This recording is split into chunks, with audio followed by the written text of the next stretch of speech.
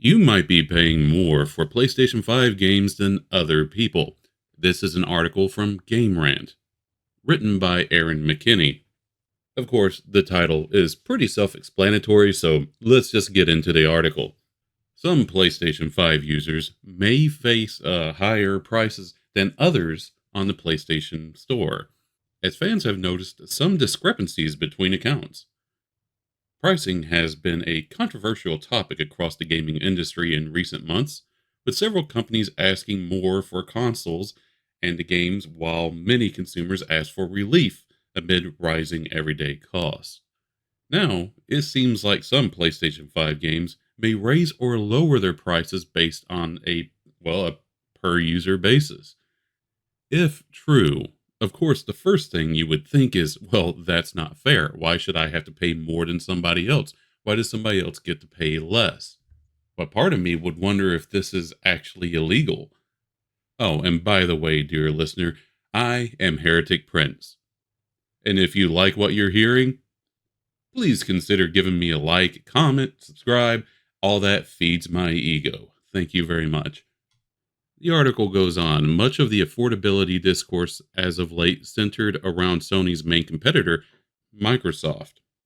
Even one of Xbox's co-founders has criticized Xbox Game's Pass recent price hike, which came after several similar changes on the hardware side of things.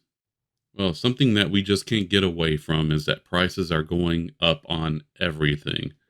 But why would that change the price that one person pays versus another? While there's a lot of noise around Microsoft's approach to pricing, listings on the PlayStation Store have undergone some changes of their own, and fans think these adjustments may not be the same for everybody. In this section here, it's talking about two people in the same place who had two different accounts on the same machine were seeing two different prices for the same game. Redditor by the name of Dar14 posted screenshots showing that Red Dead Redemption 2 Ultimate Edition was listed for $5 less on their spouse's account than on their own. And here's the screenshot, which I suppose is being submitted as evidence.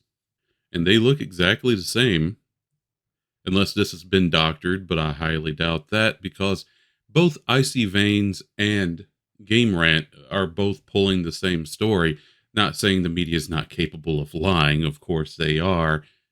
The economy worsens, he could have undermined the messaging so much that he can actually control exactly what people think, and that is our job. Yeah, But this just seems so out of the blue, and so I'm very interested in reading more about this to find out what's going on. Dynamic pricing has appeared elsewhere in the gaming industry before. Embark Studios has reduced the price of Arc Raiders for some users, but not others to account for varying economic conditions between countries.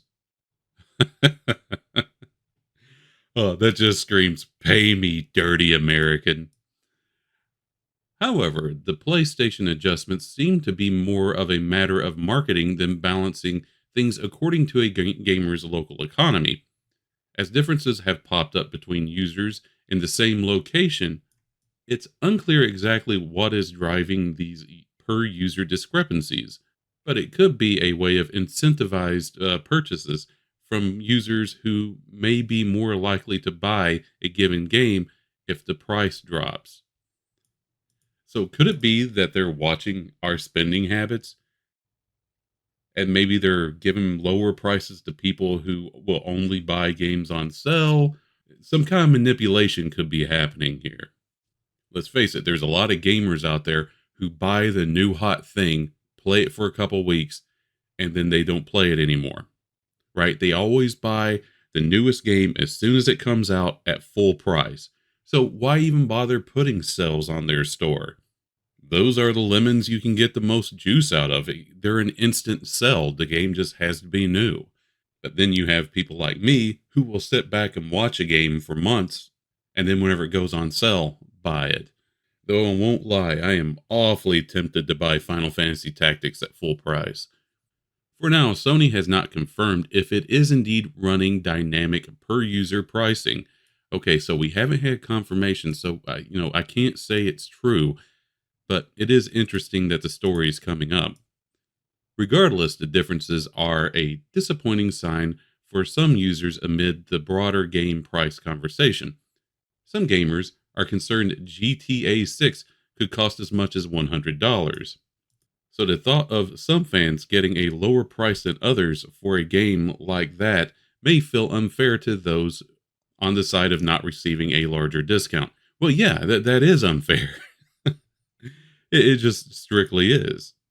If I sit down at a bar and I find out that I'm being charged more for my beer than everybody else there, I'm going to get a little upset.